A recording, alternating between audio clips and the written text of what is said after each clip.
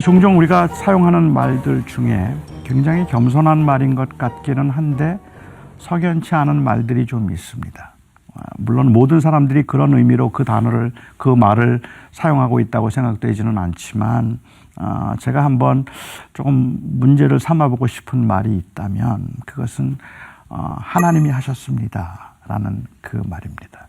사업이 잘 되고 나면 자녀들이 다 잘 풀려서 그래서 아주 넉넉한 삶을 살고 풍요로운 그러한 환경에서 사는 것을 보면 우리 신앙인들은 늘 하는 말이 나는 한 게 아무것도 없는데 이거 하나님이 하셨습니다 라고 이야기를 합니다.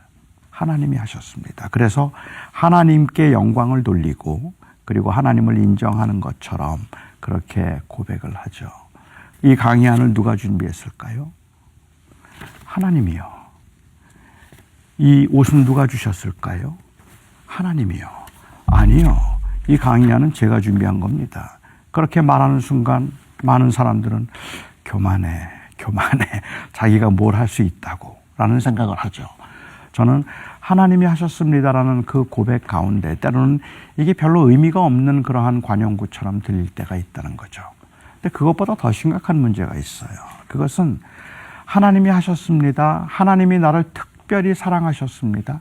하나님께서 나에게 복을 주셨습니다라고 그 말하고 있는 그 말 가운데 하나님의 주권을 인정하고 있는 말이 아니라 왠지 그 말이 차별화된 혜택을 자랑하는 것처럼 들릴 때라는 말이죠. 이렇게 교회가 크게 성장한 거 하나님이 하셨습니다. 그 말 속에는 그 결과적으로 누리고 있는 것들에 대한 은연중의 자랑이죠. 그리고 난 아무것도 한 게 없지만 하나님이 주셨습니다라고 말하지만 그 안에 자랑이 들어가 있고 은연중의 자부심이 들어가 있는 모습들을 보는 거죠. 정말로 하나님의 주권을 인정해서 하나님이 하셨습니다라고 말을 한다면 저는 3년 만에 1000명의 교인이 되고 난 다음에 이거 하나님이 하신 겁니다 라고 그렇게 고백할 수 있다면 제가 생각할 때는 버겁게 실패감을 경험하고 때로는 상실감을 경험하면서 사역하고 있는 그분들도 이것도 하나님이 하십니다라고 말할 수 있어야 하는 거죠. 사업이 잘 되고 번창하고 난 다음에 하나님이 하셨습니다라고 말할 수 있다면 저는 제가 지금 장애를 가지고 살아가는 것도 하나님이 하셨습니다 말할 수 있어야죠. 그것이 바로 하나님께서 우리 가운데 우리와 함께 하신 것을 인정하는 그러한 삶일 테니까 말입니다. 많은 사람들은 그들이 누리고 있는 것들, 그들이 가지고 소유하고 있는 것들이 마치 하나님께서 우리를 향한 특별한 사랑의 표현이거나 아니면 우리를 향한 하나님께서 우리에 관한 한 행위에 대한 보상 정도라고 생각을 하죠. 내가 열심히 기도하고 열심히 하나님 섬겼더니 하나님이 복을 주셨다라고 생각을 한다든지 다른 사람들보다 하나님이 나를 특별히 사랑해 주셔서 나를 이렇게 좋은 환경에 태어나게 하셨다라고 이야기를 한다든지 그렇게 자꾸 이야기를 하기 때문에 저는 어쩌면 하나님을 잘 믿는 사람들임에도 불구하고 그들의 열악한 환경이 자꾸 쓴뿌리가 되는 것 같아요. 왜 하나님이 나에게는 안 주실까? 왜 나에게 하나님께서는 이렇게 안 하실까? 하나님이 하셨습니다라는 그 고백을 누군가는 하는데 왜 나는 못할까? 왜 나는 하게 하지 않으실까? 이러한 섭섭함, 억울함, 그리고 아쉬움이 사람들에게 있지 않을까라는 생각을 하게 됩니다. 그러나 하나님께서 우리의 삶을 주관하셔서 우리가 하나님이 하셨습니다라고 그렇게 우리가 고백할 수 있다면 그렇다면 우리에게 주어진 모든 것들 그것이 좋은 것 그리고 모든 사람들이 부러워할 만한 환경이고 나에게는 없어서 쓴뿌리가 되는 것들이라고 할지라도 저는 우리 그리스도인들이 가져야 되는 그 생각은 우리가 지금 현재 가지고 있는 것들 그것들은 하나님이 나를 사랑하신 사랑의 표현도 아니고 그것은 나를 향한 하나님의 내가 한 행위에 대한 하나님의 보상도 아니고 그것은 나를 향한 하나님의 사명이다. 저는 그렇게 생각해야 된다고 생각합니다.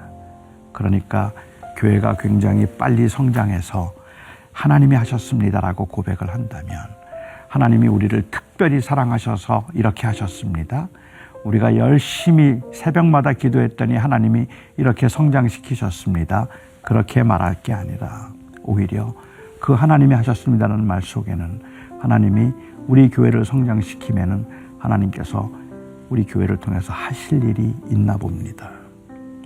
그 사명에 관한 이야기를 하는 것이 더 맞겠다고 생각합니다. 최고의 대학교에 3명의 아이를 다 입학시킨 어느 분이 그런 말씀을 하세요. 저는 아무것도 한 게 없는데 하나님께서 정말 우리를 특별히 사랑해 주셔서 우리 아들들이 미국의 최고의 대학을 갔습니다. 이건 전적으로 하나님의 은혜입니다 라고 이야기를 해요. 그런데 그게 전적인 하나님의 은혜로 난 한 게 하나도 없는데 하나님이 우리 아들들 이렇게 복 주셔서 이렇게 좋은 대학에 가게 하셨다는 그 이야기 속에 은연중에 저 이야기를 들으면서 어떤 사람들은 마음에 엄청난 상처를 받겠구나라는 생각이 좀 들더라고요. 그래서 제가 그분에게 나중에 말씀을 드렸어요. 하나님이 특별히 사랑하셔서나 아니면 난 알 수도 없지만은 하나님께서 내가 열심히 하나님 앞에 기도했더니 그렇게 우리 아들들이 좋은 대학 갔다고 말하지 마세요. 오히려 하나님께서 우리 아들들을 통해서 하실 일이 있나 봅니다. 사명으로 생각을 해야지 이것을 특혜로 생각하는 동안에는 사실 이 땅에서 어쩔 수 없이 꽤 많은 사람들은 바로 그러한 잘못된 인식 때문에 마음에 쓴 뿌리를 가지고 살아가게 되는 것 아닐까라는 생각을 하는 거죠. 조금 버겁고 힘들기는 하지만 제 경우에 있어서도 저는 장애를 하나님이 주신 은사라고 생각해요. 이것은 하나님이 나로 하여금 하나님을 섬기도록 하기 위한 수단에 불과한 것이라고 생각을 하는 것이죠. 저는 이러한 모든 일들에 저는 교회의 책임이 있다고 생각합니다.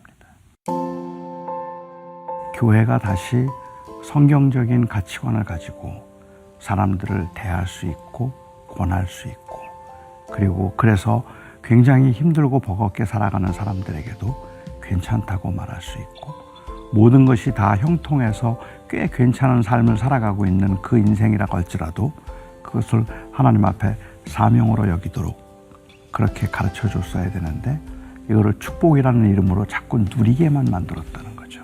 그렇게 누리고 복받았다, 하나님이 특별히 사랑해서 그렇다 이야기를 함으로 인하여서 오히려 그렇지 않은 많은 사람들이 더 심한 아픔을 겪게 됐고, 그게 상처가 되었다면 이제 교회가 다시 우리는 어떻게 세상과 달라야 되는가 하는 것들을 고민해야 될 때가 되지 않았을까 하는 거죠. 세상에 있는 사람들은 끊임없이 우리들에게 한 사람의 인생의 의미, 성공, 실패를 너 몇 개 가졌니? 그걸로 묻잖아요.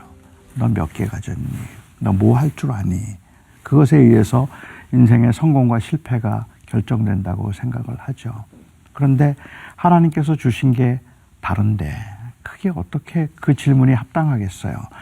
하나님이 어떤 사람에겐 5을 주셨고 어떤 사람에겐 2를 주셨고 어떤 사람에겐 1를 주셨다면 5개를 받은 사람이 나름대로 열심히 그냥 대충 살아서 한 3개쯤 남기면 8개가 되고, 2개 가진 사람이 열심히 살아서 2개를 남기면 4개, 8개의 반밖에 되지 않아요. 하지만 하나님의 기준에서 충성된 사람이라고 칭찬을 받는 사람은 8개 가진 사람이 아니라 4개 가진 사람이거든요. 그런데 이 세상의 관점은 몇 개 가졌는가에 의해서 한 사람의 성공을 말하고 있으니까 축복이라는 이름으로 그것을 자꾸만 권장하고 있는 세상이니까 하나님이 우리에게 주신 것이 다 다르지만 어떤 사람에게는 그야말로 1개도 안 주셨다고 할지라도 하나님이 그것에서 최선을 다해서 살아가는 그 삶의 소중함, 이 소중함을 저는 교회가 좀 인커리지 해줬어야 된다고 생각을 하는 거죠. 그래서 하나님은 벌써부터 말씀해 주셨는데 우리가 잘 몰랐던 것 같다 이렇게 말해도 괜찮을 것 같아요.